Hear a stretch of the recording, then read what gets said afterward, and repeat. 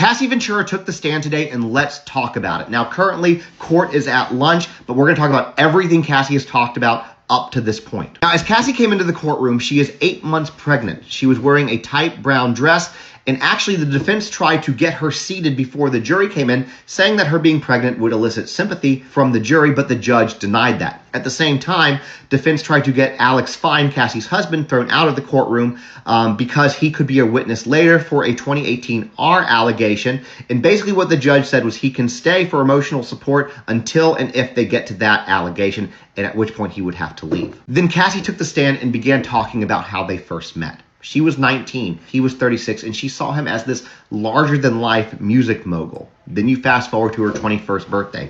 That is where Diddy kissed her for the first time. When he did, she was confused. She ran out crying, telling people what happened. And when asked if she wanted that kiss, she said, "No, not at my 21st birthday." Cassie then admitted that early on in their relationship, she was young and naive and extremely jealous. But Diddy had told her this, quote, "I'm Puff Daddy. Puff Daddy has many rules, likes the company of women." Eventually, she thought that they were monogamous, but he told her, "I'm not dealing with anybody else, it's just us," even though that wasn't true. While she was in New York, he paid rent on her apartment and took a set of keys and came and went whenever he wanted. Then she moved to LA to be closer to him, and eventually it became so much that she bought her own house just to have a little bit of freedom. Now let's talk about the freak-offs, because when Diddy first brought him up to her, Cassie said, quote, "My stomach fell to my butt," that Diddy wanted to watch her sleep with other men. And she didn't feel like saying no would be safe, so she had to go through with it. Now, at first, Diddy set up these encounters, but eventually it became Cassie's job to do this. She feared that telling him no would mean violence, being discarded, or even blackmail. Then she talked about the violence, how Combs would mash her head, drag her, kick her, stomp her when she was down. Injuries that she had, things like knots on her forehead, busted lips, bruises everywhere. And when asked how often this happened, she said, too frequently. She talked about his mood swings and how they could change at any moment, saying that if she made the wrong face, next thing she knew, she was getting hit in the face, and he would say things like, "Watch your mouth." She then went on to confirm that the 2016 footage that we've seen where Diddy is, hitting her was after a freak-off. She also said that she kept broken laptops, iPads, and phones because she didn't know what type of blackmail material might have been on him. And all of this before lunch on the first day. If you want a more in-depth recap, you can check out my YT by going to the link in my bio or Substack, where I'm going to be doing breakdowns of this there as well. Make sure that follow button if you don't already. Drop your thoughts about all of this in the comments, and I will be back after we hear her testimony between now and the end of the day. That's absolutely crazy to the comments. Oh, so sad. And anyone who criticized her for not leaving has no clue about abuse. Her being preg is chef's kiss since he's so jealous. Him making her set up these freak-offs were part of the plan to make her complicit. Now it makes her look like this was something she wanted. The longest lasting 4 days too. That's exhausting for the freak-offs. Her parents and family must be horrified to know all she went through. I had to make my mom a TikTok just to keep up with this trial. TikTok news is better than TikTok news is pretty fast. You gotta say TikTok news is especially fast, guys. Throw it down in the comments what you think about this. We're gonna go to the next video. Cassie took the money, signed the NDA, and she's still testifying because the federal government does not care how much money she got in that civil lawsuit. If you are subpoenaed to testify in court, you better come or you going to jail too. Any signed NDA is overruled by the court, and Cassie's testimony is expected to be pivotal for the prosecution. She'll be providing first-hand accounts of abuse from Diddy. Cassie is currently in her 3rd trimester of pregnancy, so I can only imagine the stress that she is going through. Don't forget to follow me because I'll be keeping you guys up to date with all the latest from the Diddy trial, so you don't have to. Yeah, so that's actually extremely interesting. The being able to go right through the NDA no matter what if you're getting that federal subpoena. So like it says NDAs are not enforceable if it's used to cover a crime. Damn. I love that she got her money and still gets to testify. That's the double up. I'm so disappointed by the amount of people who stand by this man. NDA doesn't apply when a crime has happened. Dang. Got paid off. So it starts with testimony from Daniel Phillip, a former escort who says Diddy paid him to be with Cassie while he watched from the corner. Yep, you heard that right. And as soon as the details got graphic, his daughters, all 18 and sitting next to his mother, got up and left the room. They came back, but the moment the testimony kept going, they dipped again. And that's just the beginning. Phillip also told the jury that he heard Diddy beating Cassie in the other room during one of these setups and dragging her by the hair for saying the words, "Hold on." And remember the elevator assault from 2016? Yep, that was shown to the jury too. The same video Diddy allegedly paid $100,000 $1,000 to Barry. The guard later testified that Diddy handed him a stack of cash topped with a $100 bill and said, "Take care of this and don't tell anyone." This was all on day one, and tomorrow Cassie herself is expected to take the stand, as pregnant as she is after years of alleged physical, emotional, and psychological abuse. From courtroom walkouts to buried footage, this trial is unearthing everything. Follow now, because the next 48 hours is going to be absolutely insane. To the comments, why not broadcast it like Johnny Depp and Amber? Yeah, right. Why did they get the broadcasted one, but the Diddy trial doesn't get the broadcast? Or it's a Fed case. It's not allowed in the courtroom. So Fed cases allow the release of live audio streaming, but not video? Ludicrous. Federal charges mean no electronics in the courtroom. Interesting. Stop calling him Diddy. His government name is Sean Combs. He has no status anymore. This ain't a DV charge. Diddy coming home. So you got somebody saying that Diddy's coming home. His children are not babies. They're aware of what he does. Valid. Would you want to listen to graphic details of your father's activities? It's possible they didn't know at all. That was testified. It's natural that those girls want to support their father, who declared his innocence. Yeah, I don't know. That's a tough one. You definitely don't want like your kids hearing all about your freak off craziness going on and like, oh, my dad's a freak, and everybody. I mean, if you're a young girl, everybody's talking about it. You're gonna get it from everywhere, especially if you're in school, if you're in college. I don't know. I think his family should have to sit there and hear every last thing he did. They want to sit there and say they support him, right? Victims had to endure so they can. Yeah, my brain will never comprehend how someone with daughters can turn around and do horrible things to women. Oh my gosh. We just heard from the first witness, and it looks like we found out who took a video of that surveillance footage. His name is Israel Flores, and he was the security guard at the Intercontinental Hotel in March of 2016 when the incident took place. Israel says on March 5th, around 11 a.m., instant services called him about a woman in distress on the 6th floor. He went to go look at the live footage. He said he saw a man pacing back and forth in the hotel hallway. He said when he got off the 6th floor, he saw Diddy sitting in a chair in his robe and socks, and he was acting strangely and giving him a devilish stare. As for Cassie, he said she was cowering in a corner, covering her face, and he told them, if you guys are going to argue, you have to go back to your room. At this point, the video footage that we had all seen had already happened, but Israel Flores hadn't seen it yet. Prosecutors then showed the surveillance video to the jury, and afterwards, Israel said that he had recorded it on his cell phone to show his wife, because otherwise she probably wouldn't believe him. A second video was then shown to the jury, which none of us have seen, and it shows Israel Flores trying to calm Diddy down while he was yelling at Cassie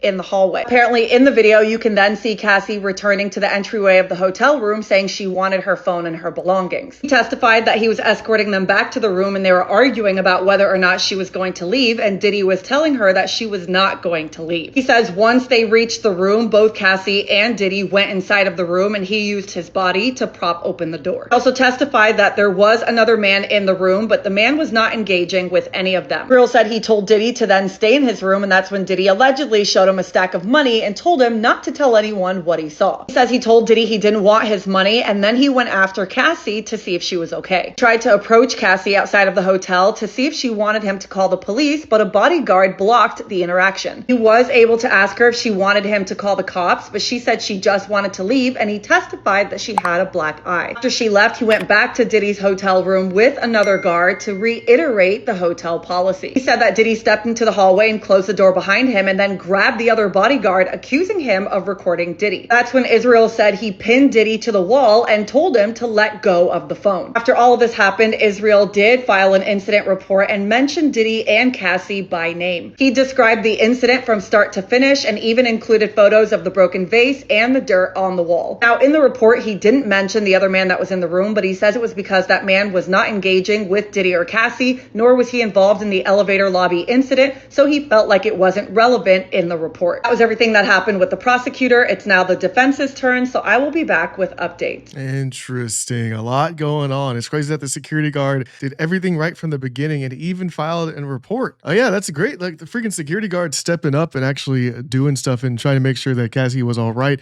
and pinned Diddy to the wall. Pinned Sean Combs to the wall. Damn, bodyguard is stepping up. A man bringing home some tea. Yeah, right. He showed his wife.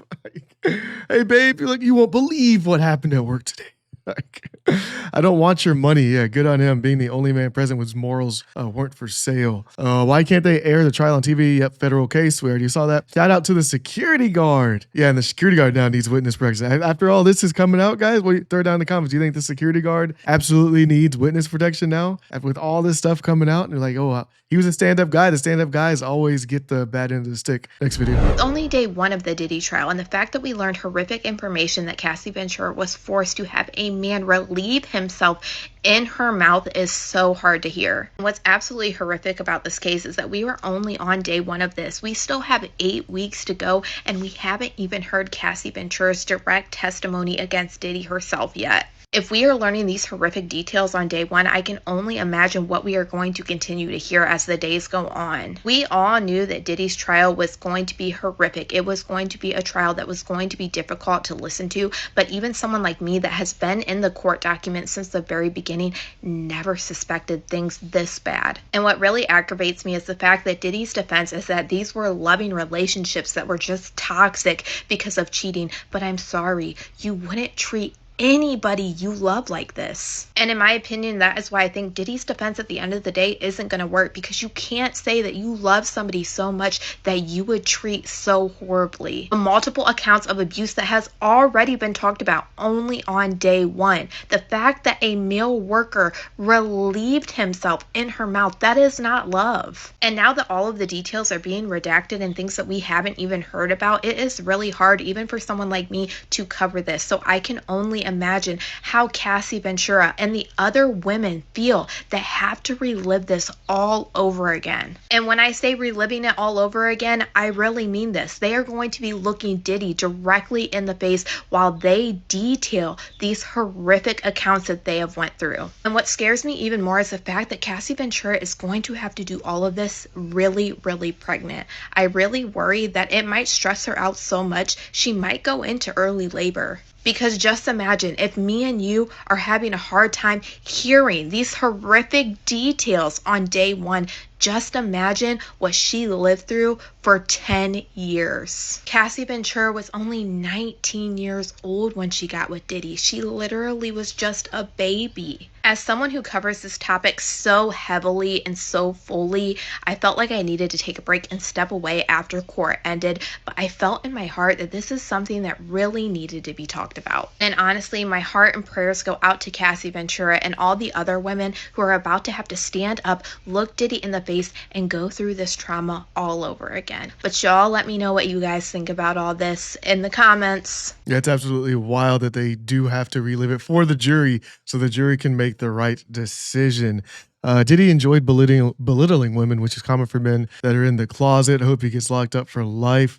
She was just a kid. I hate this for her. Yeah, I didn't realize she was 19 years old. Yeah, entertainment industries, they start really young. I hope Cassie gets the proper protection she needs. This trial is going to haunt everyone for years. Yeah, just listening to those initial details. Tell me what you guys think down in the comments. Yeah, just hearing that type of stuff that I won't fully go and repeat over again, but you already know the deal. The freak-offs, and they said it was like a wild king party. That's what they were calling it, something, and then just Diddy in the corner watching, being, cucking it out over there, like absolutely insane. And everybody has to relive it, and the fact that his daughters couldn't even stay in the courtroom, they have to leave because they don't want to hear it. But we're gonna be in it and then trying to figure out what the hell's going on and if he's gonna get actually charged with any of this stuff. The relationship between Diddy and his mother needs to be looked into. His mother, Diddy's mother, the fact that he needed to treat these women like bottom of the earth says a lot. I don't think there's Throw down in the comments if you think there's like a correlation between this. This might be something, but I don't think so. I think it's just the industry at hand and everything that's surrounding that, and like how everything's been going